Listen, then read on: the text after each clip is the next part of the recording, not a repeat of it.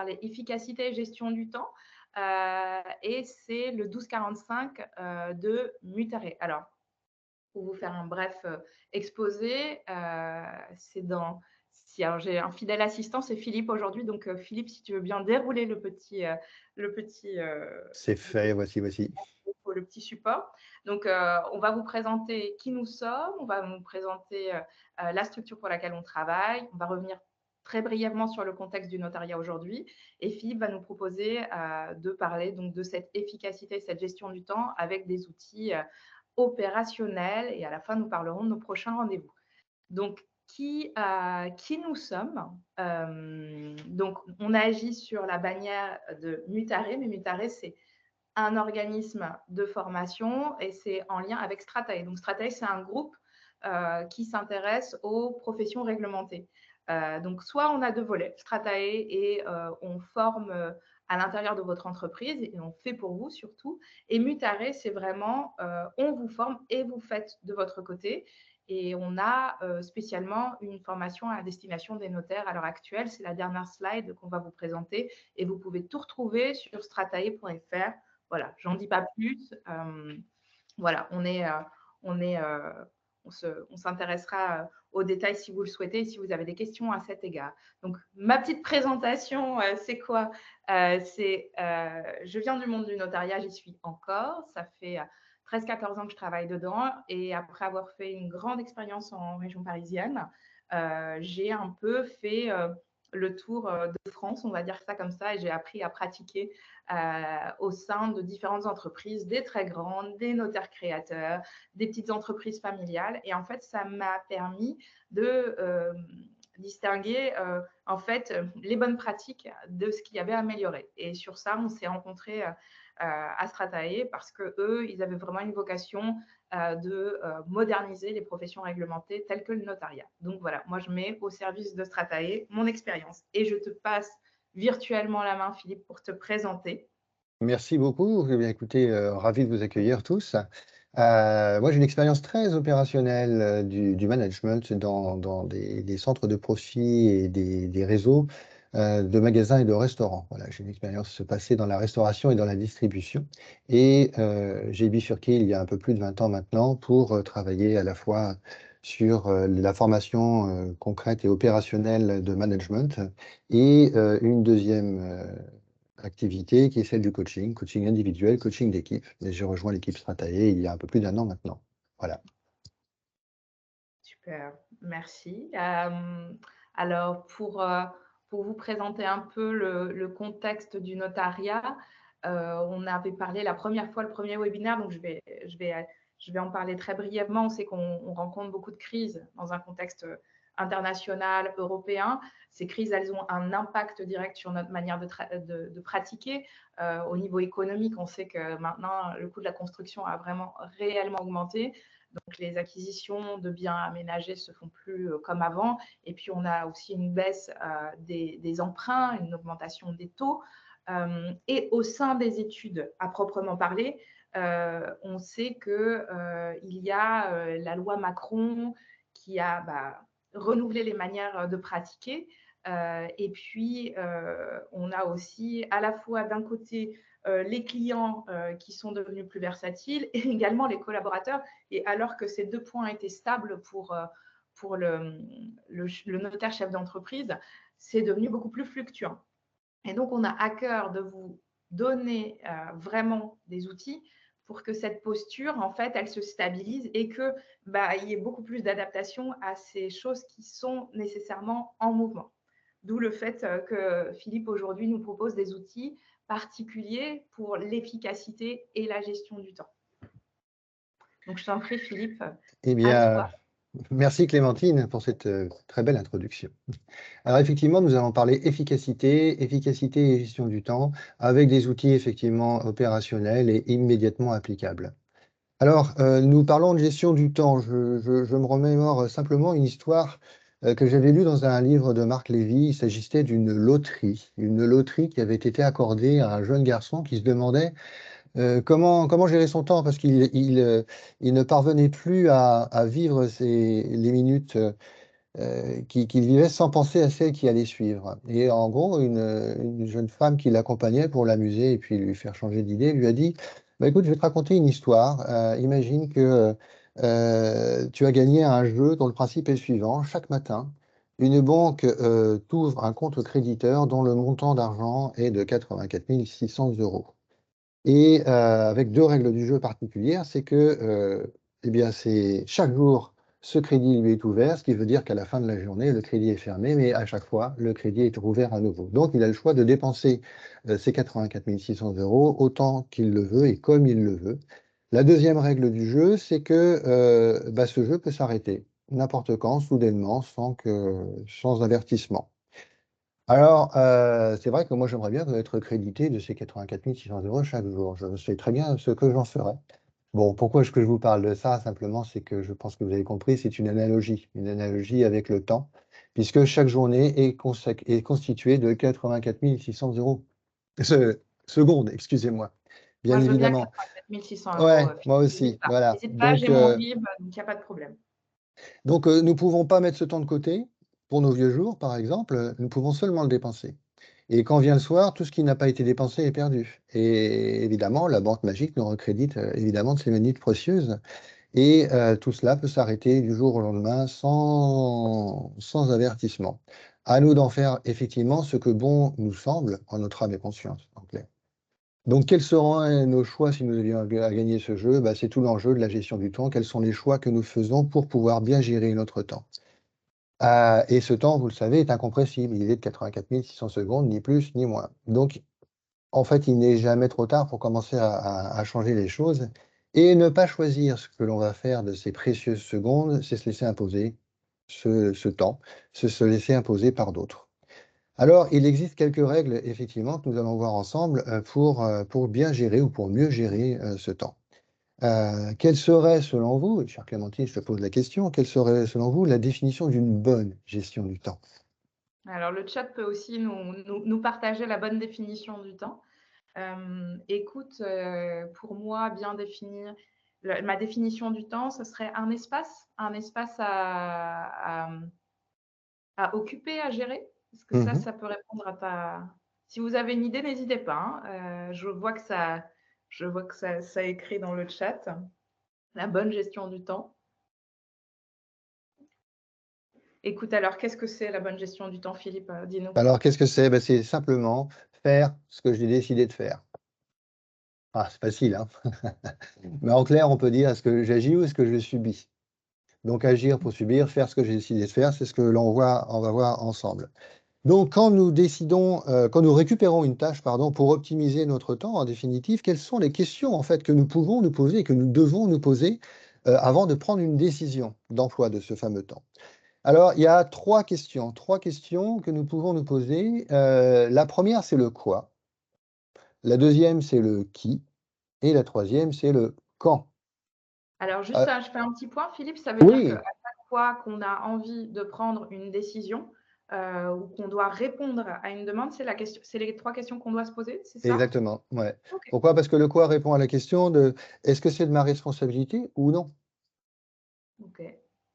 Je pense que ça te parle, que ça vous Ça me parle, parle j'espère. énormément parce que je me dis moi, j'ai rencontré une étude dans laquelle le notaire prenait le standard une demi-journée par semaine Mmh. et on est bien d'accord qu'il n'était pas à la bonne place, que c'était pas la bonne tâche pour lui. Bah, effectivement, Je ne on sais peut pas très si ça bien vous est déjà arrivé dans le chat, mais c'est quelque chose que j'ai complètement rencontré en région parisienne. il y a la question du qui. Est-ce que c'est pour moi ou est-ce que c'est pour un autre? Mmh. OK. Ça, ouais, ça me fait penser à quand un notaire décide, parce qu'on n'a pas reçu une DIA ou quelque chose comme ça, d'aller prendre sa voiture, de faire 40 minutes de voiture aller-retour pour aller chercher un document administratif, alors qu'il aurait pu, demander à quelqu'un d'autre de le faire. On est sur cette idée-là, Philippe, ou pas? C'est exactement ça, oui. Mmh OK. mh. Et c'est aussi la question du quand. Est-ce que Mmh. c'est maintenant ou est-ce que c'est plus tard? Bon, alors là, c'est le cœur du notariat, si tu veux. C'est tous les clients qui passent à l'improviste pour demander une information, pour déposer des documents. Et puis, s'il n'y a pas de collaborateur disponible, c'est le notaire qui peut sortir du rendez-vous. Dans certaines études, effectivement, ça se fait. Voilà. OK, j'ai compris le principe en tous les cas, moi. Voilà, donc bah, j'espère que pour vous aussi, donc à la question «quoi?», on peut très bien décider, si c'est de notre responsabilité, donc on dit «oui» ou «non». On peut dire «non». La question «qui?», est-ce que c'est pour moi ou pour un autre? Bah, je peux dire, «Je le prends», ou alors au contraire, «Je transfère à une autre personne», ou «Je délègue» donc. Et la troisième question: «Est-ce que c'est maintenant ou c'est plus tard?». Bah, si c'est maintenant, la question ne se pose pas, mais si c'est plus tard, on peut peut-être essayer de le planifier pour organiser les choses et plutôt, ne pas subir les choses. Autrement dit, tout ça est une question de choix. Et vous pouvez le voir dans la diapositive, finalement, la gestion du temps, on va le symboliser par le toit que vous voyez, soutenu par 3 piliers: le quoi, le qui et le quand. Mais tout cela est aussi, ces piliers reposent sur un socle, et ce socle, c'est aussi le plaisir. Le plaisir que l'on prend pour gérer son temps ou dans l'activité que l'on mène. Et c'est autant un formidable, accélérateur, parce que c'est un booster d'énergie, peut parfois être un frein aussi, mais je reviendrai sur cette notion, un petit peu plus tard. Donc tout l'enjeu, c'est effectivement, bah, de gérer ses priorités, en fait, de définir ses priorités et de les gérer. Donc de distinguer ce qui est important et ce qui est urgent. Alors je vais vous présenter un outil, mais avant de vous le présenter, comment définir une priorité? Comment définissez-vous des priorités? Là, je vous pose la question dans le chat aussi, et puis toi, Clémentine, tu peux réagir également. Je fais le grand témoin du notariat aujourd'hui. Heu, alors définir une priorité pour moi, c'est quelque chose qui est impératif, essentiel ou quelque chose comme ça? Ouais, ouais, ça effectivement, c'est une notion qui rentre, là-dedans. Tout à fait, tout à fait. D'autres réactions? Tu en vois-tu, Clémentine? Parce que je ne vois pas Écoute, le chat. nous avons un chat, très, très silencieux. Je pense Bon, bah, qu'il très est bien. très attentif à ce que tu dis. Heu, donc Alors, bon, bah, je vais revenir sur la définition puisque je vous ai posé la question. En fait, une priorité, c'est la conjonction on a une petite intervention, Philippe, excuse-moi, sur «en fonction des conséquences», nous dit Audrey. ouais, exactement, mais c'est exactement ça. Quelles sont les conséquences pour nous, pour les autres? Et ça fait partie des points importants. Alors effectivement, définir une priorité, c'est la conjonction entre 2 choses, entre le délai, quelle est l'urgence, et entre l'enjeu, quelle est l'importance. Alors si on revient sur les conséquences, si je prends la définition de ce qu'est l'urgence, eh bien ce sont les activités en fait qui demandent un traitement immédiat, souvent lié à un objectif de quelqu'un d'autre et déconnecté d'un degré d'importance. Alors on se concentre là-dessus, pourquoi? Parce que justement, les conséquences sont immédiates et la pression souvent externe. Donc on a bien cette notion de conséquence, vous avez tout à fait raison. Mmh. L'important maintenant, eh bien c'est quoi? Ce sont les activités en fait qui me permettent d'atteindre mes objectifs et qui sont liées à mes responsabilités et pour le coup, déconnectées d'un timing. Donc on les repousse souvent. Pourquoi? Parce que les conséquences, encore une fois, sont à terme et nous en sommes le seul décisionnaire, voire le seul pénalisé. Mmh. Donc tout l'enjeu est de déterminer, bah, qu'est-ce qui est urgent et qu'est-ce qui est important, sachant que ce qui est urgent peut être aussi l'important mal planifié. Donc si je résume, l'important, c'est essentiel et ça me concerne et Oui, l'urgent, c'est, ça concerne l'autre et c'est ça sa peut priorité. concerner l'autre, mais c'est sa priorité OK, et ça demande effectivement un traitement immédiat. OK. OK? Alors, nous allons travailler sur, distinguer l'important de l'urgent, mais d'un point de vue concret maintenant. Donc je vais vous présenter alors une matrice qui s'appelle, la matrice d'Eisenhower, qui permet de distinguer les 2. Alors je suis désolé, le schéma, j'ai pas réussi à la remettre. Imaginez qu'il y a effectivement une barre horizontale qui permet de séparer le oui et le non dans la case important, hein, la flèche jaune C'est important, on les la aléas du divise en direct, hein, les voilà, amis. j'en suis Heu, désolé, mais ça ne fonctionne pas. Donc nous avons effectivement 4 cases sur cette matrice. Matrice qui a été inventée, paraît-il, par, Eisenhower, qui était le général en chef commandant les forces alliées pendant la Seconde Guerre mondiale et qui aurait inventé cet outil pour l'aider à planifier les opérations de préparation du débarquement. On peut supposer que c'est efficace et pour l'avoir testé, oui, c'est efficace, effectivement. peut-être que est-ce que dans le chat, vous pouvez nous dire si vous connaissez cet outil, la matrice des priorités? Est-ce que c'est quelque chose, que vous avez déjà dont vous avez déjà entendu parler? Super, donc Oui. Audrey nous dit que oui. Heu, OK, d'accord, super. OK, donc c'est un outil, que vous connaissez.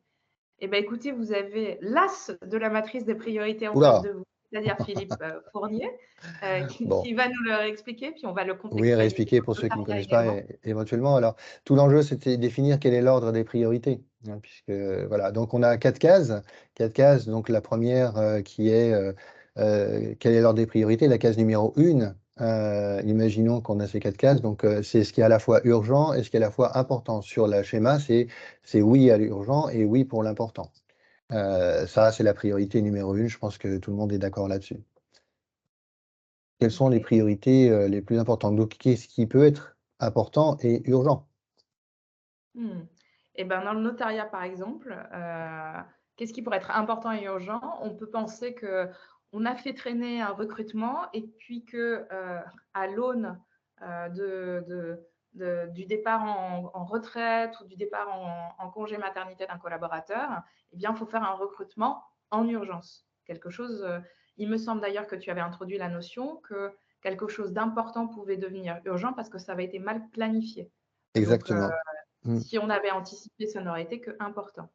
Le déblocage, effectivement, on nous dit dans le chat, le déblocage des fonds pour une signature. Effectivement, si on s'aperçoit, et ça c'est très contextualisé, la veille d'une signature, qu'on n'a pas les fonds, c'est à la fois urgent et à la fois important de débloquer les fonds de manière extrêmement En temps rapide et en avec. heure. Mmh. Ouais, tout à fait. Si vous avez d'autres exemples, n'hésitez pas, c'est extrêmement pertinent. Alors après, on a, la priorité numéro 4. Tout le monde se doute de ce que c'est, non important, non urgent que vous avez, sur la matrice à nouveau. Est-ce que ça Ça, pourrait être Clémentine? ça pourrait être décorer son étude, par exemple, Philippe. On pourrait le mettre là-dedans. Ça te fait rire, je sais, mais en même temps, Et ça non, c'est rejoint la important aussi. notion de plaisir que tu as citée au départ, je crois, hein? Exactement, donc cette case a toute son importance, si je puis dire. Effectivement. Après, il s'agit de où? Dans le chat, on nous dit les archives classées. Effectivement, extrêmement important aussi, alors, effectivement, extrêmement important, c'était un défaut de langage, mais ça va bien dans la case. C'est ni important ni urgent, pourtant, Faudra le faire un jour il faudra le faire. Exactement, ouais. et c'est pas la priorité numéro 1. On est bien Mmh mh. d'accord. Donc en fait, cette matrice nous dit, quel est l'arbitrage à faire entre l'important et l'urgent. Donc quelle est la case numéro 2? L'important, non urgent, donc oui, important, non urgent, ou est-ce que c'est au contraire oui, urgent et non important? Alors là, moi, il me semble, si je suis ce que tu nous expliques depuis le départ, Philippe, qu'on est plus sur la couleur jaune et qu'on est Mmh. sur l'important et pas urgent. C'est C'est bien ça? exactement ça, ouais. OK, Oui, OK. absolument. Et donc ça, on pourrait dire, donc si je reprends ce côté «ça me concerne et c'est essentiel», que par exemple, il y a la définition du projet stratégique qui pourrait rentrer à l'intérieur, se réunir avec ses associés, travailler l'expérience client, l'expérience marque, des choses comme ça. Est-ce que c'est là-dedans C'est que tu le mets? exactement ça, c'est OK, exactement OK. ça. Voilà. Donc tout l'enjeu est ici privilégier, l'important, c'est ce qui va nous garantir la qualité du résultat.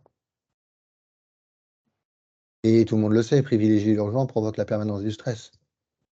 Mmh. Donc privilégier l'urgent, on fait le pompier, Mmh. mais on passe son temps à éteindre des incendies et non pas à faire en sorte que les incendies ne s'allument pas.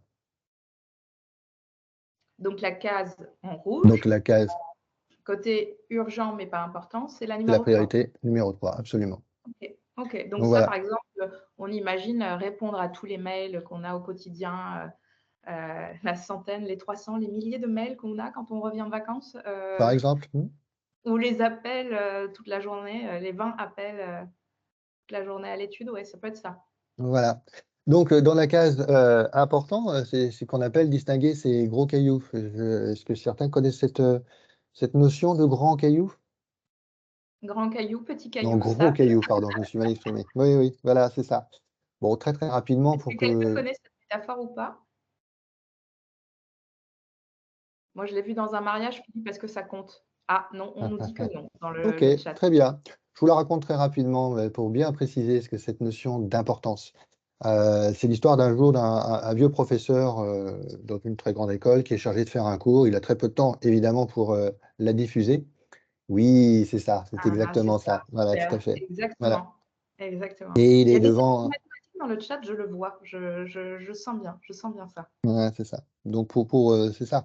Il leur fait un cours, il a très peu de temps pour passer sa matière. Il est devant des grands chefs d'entreprise et donc effectivement, sur la table, qui est la sienne, il pose un grand pot en verre et puis, il sort des espèces de gros cailloux qui sont peut-être gros comme des balles de tennis et commence à remplir le pot et puis une fois qu'il a mis toutes ses balles, il demande: «Est-ce que le pot est plein?» Évidemment, tout le monde répond: «Oui». Et il est vraiment donc il sort un nouveau, sac dans lequel il y a du gravier et il remplit le gravier en secouant un peu le pot de façon à ce que tout le gravier se dépose dans le pot et une fois que le bac est rempli, il demande: «Est-ce que le pot est plein?» Or quelques-uns, mais pas très nombreux, disent: «Probablement pas». Il se penche à nouveau, il sort un sac de sable et il remplit, le pot avec tout son sable jusqu'à ce que le sable, remplisse tous les interstices et là, à ce moment-là, il repose la même question: «Le pot est-il plein?» Et là, les brillants élèves répondent: «Bah, bien sûr que non» et très heureux, il leur répond bien et il sort un pichet d'eau et il remplit le pot jusqu'à ras bord et la le professeur répond mais leur demande: «Mais quelle vérité, en fait, nous démontre cette expérience?» Alors, le plus audacieux répond: «Bah, en fait, ça démontre que même lorsqu'on croit que notre agenda est totalement rempli, si on veut vraiment, on peut ajouter autant encore un peu plus de rendez-vous, plus de choses à faire». Et là, le professeur répond: «Non, c'est pas ça du tout. La grande vérité que nous démontre cette expérience, c'est la suivante: si on ne met pas les gros cailloux en premier dans le pot, on ne pourra jamais les faire rentrer tous ensuite». Donc oui, il y a eu un profond grand silence derrière, chacun prenant conscience de l'évidence de ses propos. Et leur professeur leur dit alors: «Quels sont les gros cailloux dans votre vie? Votre santé, votre famille, vos amis, réaliser vos rêves? Apprendre, défendre une cause, prendre le temps? Bref, tout autre chose». Donc ce qu'il faut retenir en définitive, c'est l'importance de mettre ces gros cailloux en premier dans sa vie, sinon on risque de ne pas réussir sa vie. Et si on donne effectivement la priorité aux pécadilles, comme le sable ou le gravier, eh bien on remplira sa vie de pécadilles et on n'aura plus suffisamment de temps à consacrer aux éléments précieux de sa vie. Donc là, ça nous parle de notre vie, mais dans notre en tant que chef d'entreprise, dans une étude, eh bien, quels sont les gros cailloux que l'on peut mettre ça? Et c'est la case numéro 2 de cette matrice. Donc nos gros cailloux sont à poser là et ceux, par exemple, que Clémentine avait proposés. Ça me fait penser d'ailleurs, je fais un aparté, lors de notre premier webinaire avec, Olivia, nous avions parlé de la roue de la vie et je pense que c'est un outil que tu connais, Philippe, Oui, qui s'intéresse aux 9 domaines de votre vie, et de voir à quel endroit, par exemple, la carrière, les finances, la famille, à quel endroit, bah, il y a nos gros cailloux ou pas, et les déterminer. Ça nous permet de mettre du temps à cet endroit-là et peut-être d'améliorer les conditions de certaines choses, par exemple de la santé et de mettre un peu moins de temps sur autre chose, en tout cas. Et ça m'a fait penser à ce que tu dis. D'ailleurs, j'en profite pour dire que le replay de ce webinaire est aussi disponible. Mais ça correspond un petit peu à ça, à ces gros cailloux-là, Philippe. ouais, effectivement, ça en fait partie. OK. Alors tout ça, c'est bien, mais une fois qu'on a déterminé ses priorités, bah, il faut savoir dans quel ordre on va le faire. Donc il s'agit de planifier. Alors planifier, là 2 outils supplémentaires. Le premier, c'est carrément, allez soyons fous, définir les 180 succès de l'année. Alors comment définir les 180 succès de l'année? Bah, la première des choses, c'est de définir l'objectif principal de cette année, Mmh. OK. hein. Oui, on en discutait tout à l'heure avec Philippe et on se disait, par exemple, si une étude décide d'asseoir son chiffre d'affaires à la fin de l'année à hauteur de, je donne un chiffre au hasard, 50%, 60%, sur un service droit de la famille très actif ou un service qui mêle droit de la famille et gestion de patrimoine. On se disait que ça correspondait bien à cette idée de grand succès de l'année. Effectivement, ça me paraît répondre effectivement à cet objectif principal. Alors un objectif principal pour l'année, très bien, mais une fois ça donne le fil rouge, bah, après, les mois s'égrènent. Donc nous avons 2 objectifs principaux à mettre chaque mois. Le mois de mars venant de commencer, c'est juste le moment. Alors, si on reprend notre exemple, on peut se dire que donc par rapport à ce service gestion de patrimoine et droit de la famille, eh bien, sur le mois de mars, on envoie les collaborateurs qui sont intéressés en formation, et on peut même prévoir les premières étapes du parcours. En tout cas, comment le client va être orienté vers ce service gestion patrimoine et droit de la famille. Ça peut être ça, on est Ça d'accord. moi, ça peut être ça, en tout cas, ça paraît, plausible et il reste donc, dans les mois, nous avons des semaines et il reste donc 3 objectifs à fixer par semaine. Alors là, on est jeudi, donc on va dire à partir De lundi? de lundi prochain, je peux 3. Alors tu me dis 3, OK. Je peux prévenir, les clients, au téléphone de Oui. l'existence du service. Mmh. Je peux modifier mon site web et je peux, modifier ma signature de mail Et ben, et voilà. indiquer qu'il y a un nouveau service qui apparaît pour les Voilà. personnes concernées. Ça Donc te va? ça me va très, très bien. Donc c'est le fil rouge à l'année, pour, l'ensemble de l'étude, les 2 objectifs prioritaires chaque mois et 3 objectifs prioritaires chaque semaine je recommence, chaque mois je recommence. Faites le calcul sur le nombre de semaines, qu'il y a dans l'année, 52 et vous aurez bien 180 succès à définir, plus ou moins en fonction des priorités de chacun. Voilà, premier outil pratique pour, garder le plus important, le plus important.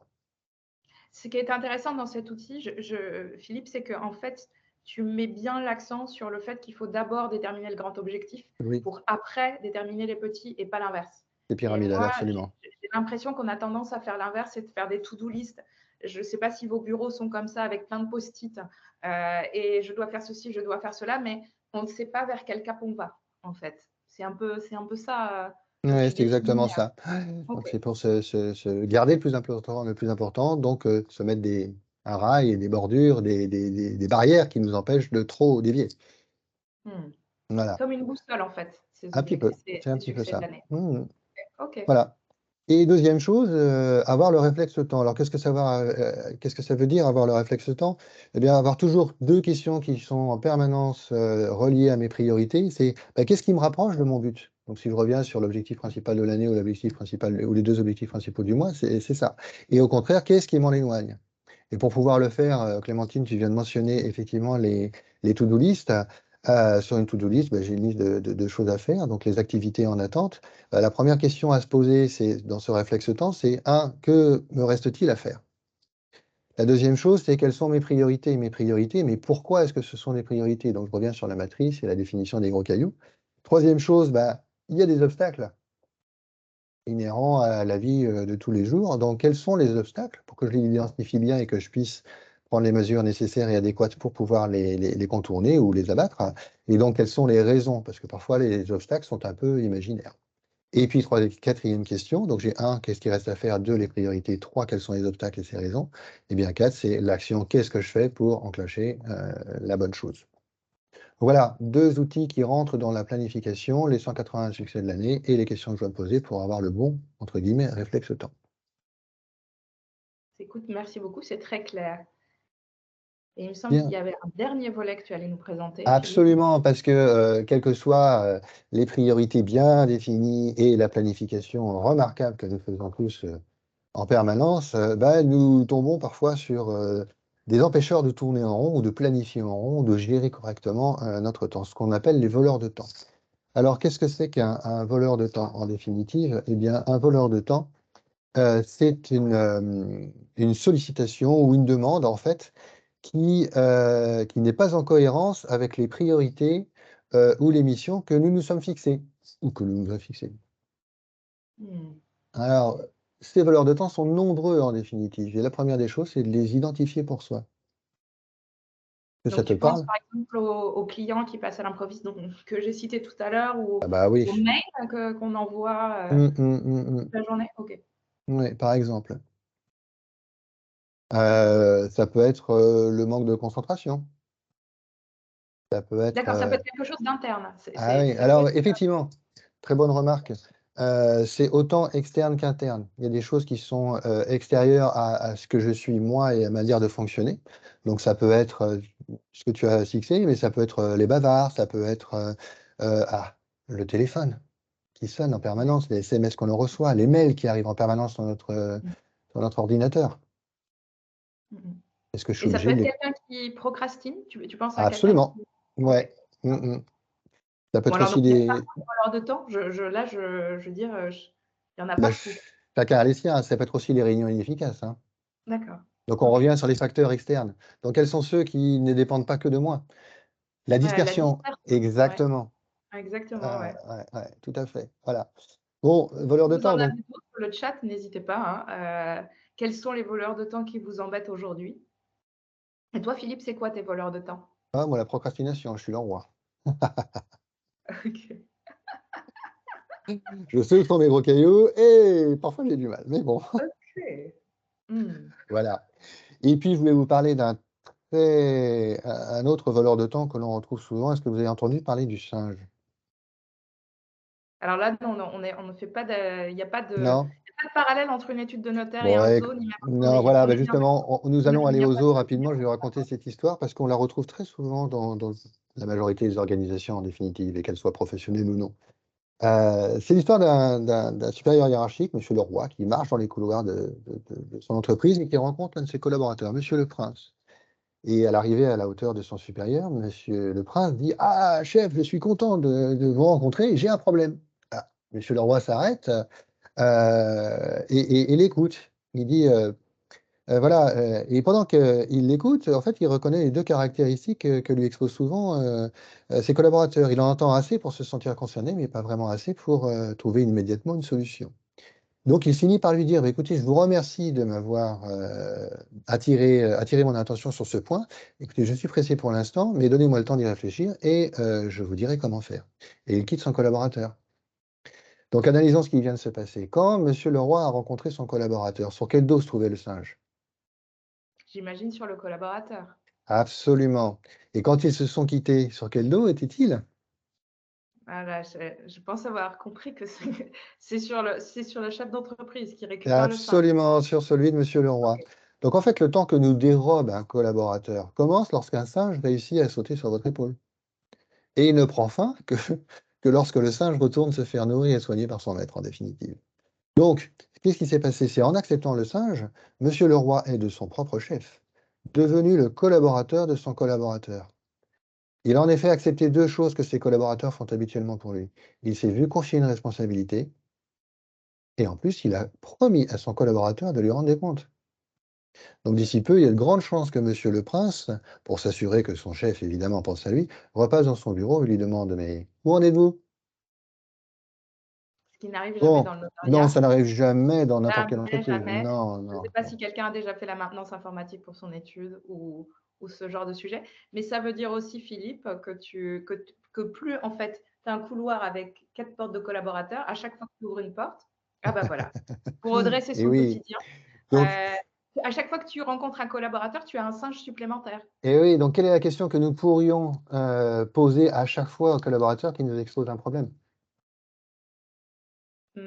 Est-ce qu'on revient à ce qui, quand, qui ah oui, qui, quand, et quoi? Non, Le tout non, début? non, non, alors presque, presque, c'est presque qui que vient d'abord avec Ah, une est-ce que je solution. vous propose, Exactement. viens d'abord avec la solution. Ben oui, c'est ça.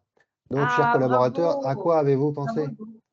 Très bien, quelles sont vos solutions? Et effectivement, si toutes les solutions, qui ont été, expérimentées ne conviennent pas, alors on peut apporter notre aide. Sinon, c'est au collaborateur de trouver les manières de faire. Une question de territoire, de responsabilité et chacun son job. Sinon, on finit par prendre le travail de l'autre. Mmh. Et on remplit son temps avec du temps qui ne nous appartient pas. Et Mmh. ben voilà, exactement. Voilà. Eh, Donc le singe, moi, si je peux me permettre, je vous engage à chasser le singe à partir de maintenant. On en a tous. Et ah, Hugo nous dit que le notaire tranchera entre 2 solutions, oui, heu et Audrey nous fait part du fait qu'elle est trop empathique et alors je pense la question que l'on peut poser, c'est: «Oui, je veux bien vous aider, mais avant que je vous aide, quelles sont les solutions que vous avez envisagées?» On peut le dire de manière très sympathique, très empathique. L'avantage, c'est que ça permet aux collaborateurs de ne pas être dépendants de nous, et qu'on puisse plus facilement ensuite s'appuyer sur lui. Il y a une citation de De Gaulle qui répond parfaitement à cette logique-là, c'est, «Venez-vous avec une solution ou faites-vous vous-même partie du problème?» mmh, Je l'aime beaucoup, elle est très claire. Bon, un peu cash, mais très claire. Et donc lister ces singes, est véritablement un moyen de regagner du temps et de redonner la responsabilité à ceux qui l'ont en définitive, au fur et à mesure. Et donc d'aider nos collaborateurs à grandir et je de trouve que mieux réserver notre temps à nos priorités. tous les outils que tu nous as présentés, Philippe, ils nous Mmh. invitent à trancher en tous les cas. En Quand Audrey définitive, parle oui. Oui, oui. d'empathie, c'est vrai que Mmh mh. c'est pouvoir aller donner toujours ce cap et donner cette direction. Ouais, ouais. Et ça peut se faire avec beaucoup d'empathie, hein, Mmh. véritablement. En questionnant, parce que, on est toujours plus content par ses propres idées, plus séduit par ses propres idées que par celles des autres, puis c'était le meilleur d'ailleurs.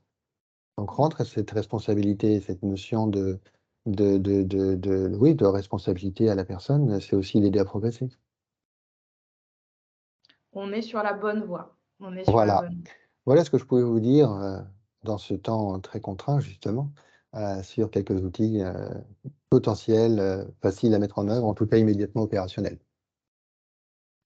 Alors quelle en serait la synthèse si tu nous présentais brièvement tous La les voici, ce serait de définir ses priorités, ensuite les organiser, puis lutter contre les voleurs de temps pour réussir ce qui est vraiment important pour soi. Donc on revient sur les gros cailloux et ça exige effectivement des vrais choix. Ça, effectivement, il faut trancher, vous l'avez dit, et de la rigueur, de l'autodiscipline, parce que c'est quelque chose qui est à répéter de façon extrêmement régulière. C'est une habitude à prendre en définitive. Mais pour synthétiser, gérer son temps, c'est vraiment prendre le temps de le gérer. Donc, se réserver du temps pour pouvoir décider ce que je vais faire ou ne pas faire. Et après, le quotidien nous emmène au fur et à mesure dans les méandres de cette gestion. C'est vrai qu'on en a souvent parlé tous les 2, mais la posture de chef d'entreprise, elle nécessite qu'on lui donne du temps, en fait. Si on a toujours les calques et les casquettes en simultané comme un millefeuille de casquettes, comme les femmes, en Bolivie, et en fait, il y a la casquette notaire, la casquette chef d'entreprise. Et Voilà, oui, vous pouvez avoir la casquette maintenance, maintenance informatique et en fait, il faut subdiviser les casquettes et non pour ne porter que celle du chef de l'entreprise, il faut se donner du temps. C'est ouais, vraiment, heu, c'est vraiment ce qu'on a voulu, envie de vous proposer, montrer oui. pendant ce webinaire et pendant le précédent. Donc voilà. D'ailleurs, il y a des prochains webinaires, qui vont arriver, sur, le mois de mars, avril, mai et juin sur des thématiques, qui vont de plus en plus concerner en profondeur le chef d'entreprise. Le prochain, c'est sur le projet stratégique, et puis après on parlera recrutement, fidélisation et fonctionnement des relations, du travail à distance, voilà.